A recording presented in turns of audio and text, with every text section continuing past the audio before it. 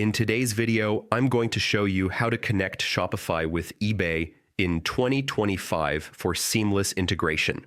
If you're running an online store, linking these two platforms can save you a ton of time by letting you manage inventory and sales all in one place. Let's dive right in. First, log into your Shopify admin dashboard. From the bottom left corner, click on Settings. On the Settings page, look for Apps and Sales Channels and click on it. This is where you can manage and add new functionality to your store. Next, select Shopify App Store. In the search bar, type EBAY. From the results, choose Shopify Marketplace Connect. This app is built to connect your Shopify store with eBay quickly and efficiently. Click on it to view the details, then hit Install. When prompted, confirm the installation, and the app will be added to your Shopify dashboard.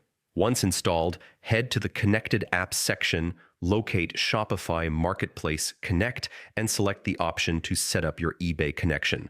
Click Connect Account and follow the on-screen instructions. You'll log into your eBay account and authorize the connection.